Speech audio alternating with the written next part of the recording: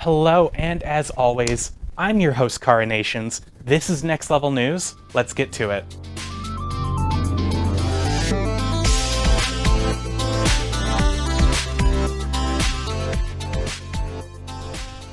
Of all the things that United States congressmen and women could be working on, I find it weird that calling Japan racist because the Xbox doesn't sell well in Japan to be not on the list of what I would consider important.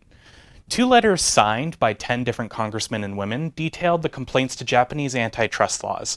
The claims were that the American-made Xbox has never been given a real fair shake in the land of the rising sun. The letters claiming that the PlayStation, which is from the Japanese-based company Sony, accounted for 98% of the Japanese console market. No. Not only is this a blatant lie, but the way this number was achieved shows pure ignorance, as the only way Sony gets a 98% in the market share in Japan is if you exclude counting Nintendo, PC, and mobile gaming. The actual fact of the matter is that Nintendo owns an 87% market share in Japan, so not only did our highly intelligent government representatives go after the wrong Japanese-based company, but they decided that they would ignore the actual data and trust the statistics given by a Twitter account with 32 followers.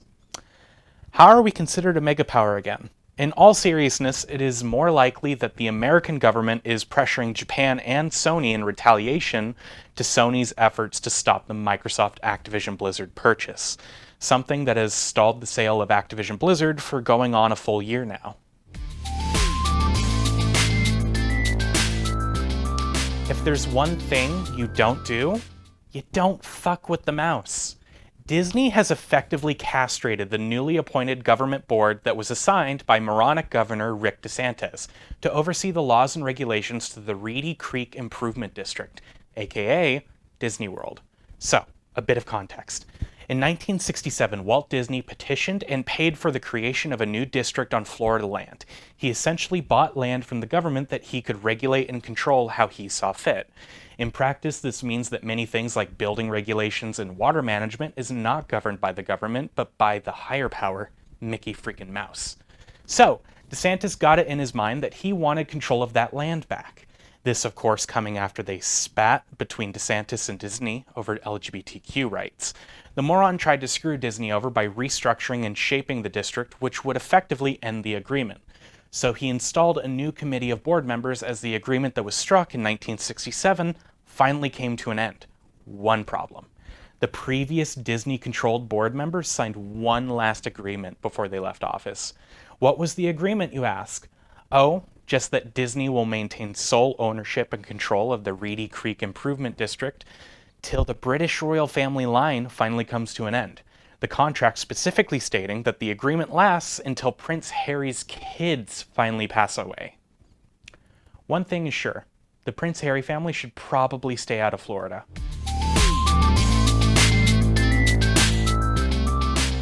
Well, we are back with another review, and this time we are going after the remake of the legendary Resident Evil 4. Let's dig in. Cease your pointless struggling. Abandon your body to the will of our God. You're a shitty missionary. You know that. Oh, Almighty, grant me the strength to crush your enemies. Capcom has just released their next entry into the Resident Evil Remake series. The remake in question is a remake of the legendary Resident Evil 4. Resident Evil 4 is a pivotal title for the series and an important title for gaming in general. To say that RE4's influence hasn't been found in various other games in the past near 2 decades is an understatement. So when Capcom announced they were going to be remaking the title, fans were both excited and terrified, with the critical reception of RE2 Remake and RE3 Remake being polar opposites. The level of quality control in the RE3 Remake leaves fans tepid and cautious when viewing this title. While RE3 was notably done by Capcom's B team while their A team worked on the next mainline entry in the series, Resident Evil Village, Resident Evil 4 does not feel that way at all. The biggest complaint of the RE3 remake was the amount of cut content that plagued the game. Many fan-favorite sections and boss fights in the original title made their way to the cutting room floor, while what was made was stitched together haphazardly into what was an overall good, but disappointing title that was supposed to be a modernization of what many considered the most underappreciated Resident Evil game. The Resident Evil 4 Remake, however, does not suffer from this problem at all. Nearly every single boss in the original is present once again in the remake, with some new bosses being added in. Only one notable boss is missing from the lineup of legendary encounters. Alongside nearly every single boss still being present, the game largely remains the exact same, with a few notable changes. First up, the order at which you explore various areas are different than the original title, and the few areas that are entirely different than the original are reworked in much more interesting ways. So if something was cut in terms of areas or designed, it was replaced with something much more well put together than the original. These changes also extend to the way the story is told. Several fan-favorite characters are expanded upon in ways we never seen before. Fan favorites like Luis and Ada Wong are given a lot more context as to why they are present in the story in the first place. On top of that, utterly forgettable characters like the main villain Sadler are much more fleshed out and present throughout the entirety of the story. Where everyone remembers Salazar and Mendez as the big baddies, people like Sadler and Krauser are made much more memorable and interesting. The boss fight with Krauser is also much better this time around. His introduction into the story is no longer a long, extended QTE cutscene, but an actual playable knife fight between Leon and Krauser. Krauser also brings up a significant change to RE4's combat, the change being the introduction into a parry system where if timed right, the player can block or even parry most attacks in the game with their knives. To counter this from making the game too easy, the knives are given a durability, much like the knives in RE2 Remake and the RE3 Remake.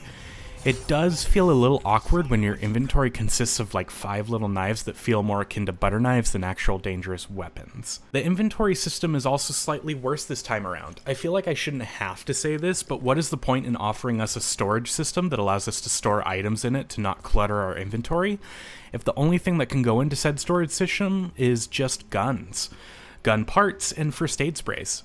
Ammo, crafting resources, herbs, grenades, and flashbangs all being incapable of being stored away for later. The issue becoming super noticeable when I did my first New Game Plus playthrough and found myself with half of my inventory space being taken up by the rifle ammo that I was never going to be able to actually get through before acquiring more of it.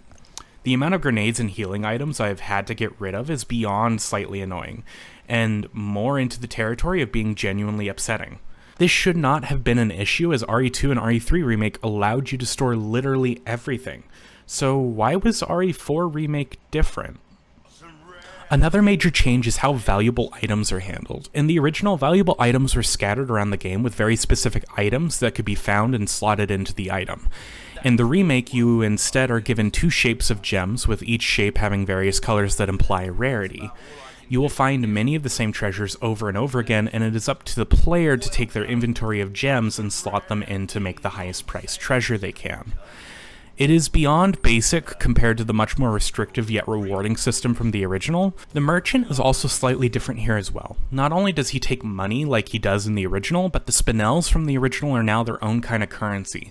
Instead of mass selling spinels for cash, you collect them to buy from a secret menu that the merchant provides that has various things like weapons, weapon parts, jewels, crafting materials, and treasure maps.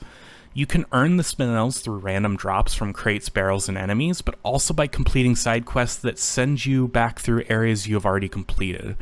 Some of them are good, like fighting off harder boss variants of regular enemies, and some of them are like the very first side quest you do in the game, where you meet the merchant for the first time and he has a note telling you to go kill 3 rats in the area you just left. Kind of lame. The side quests are phrased as requests from the locals of the area, but I'm pretty sure those same locals are now piles of goop on the floor because Leon just blew them up with a grenade. Grievances aside, Resident Evil 4 Remake is what a remake should be. It is a great modernization of the original, and it seems to hit every single box that it can, that leads it to being a successful recreation of what many people consider not just the greatest Resident Evil game, but also one of the greatest games of all time. With that said, it just feels like something is missing. Something I can't quite put my finger on that leads me to saying that this is the definitive version of Resident Evil 4. What made the original special was all the things that I have mentioned, but it also came with a certain kind of camp to it. The game recognized that it was a little silly. Leon was turned from a rookie cop into a one-liner spewing one-man army. It's inherently silly. Yet the remake removes most of the campy one-liners and only retains a few. The characterization between Ashley and Leon is much better, but I won't say that it makes up for the major tone shift between the original and the remake.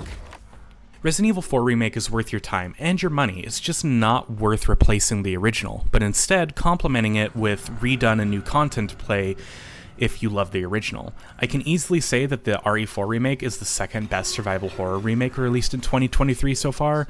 With that, I would list RE4 Remake at an 8.5 out of 10, while the original still retains its 10 out of 10 status. A valiant attempt at remaking a legendary title. Instead of worrying about her, worry about your own skin. Foolish little lamb.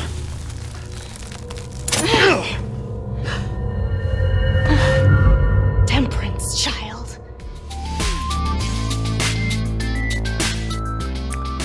And that does it for Next Level News. As always, I'm your host, Coronations. Thank you for watching, and I'll see you next time.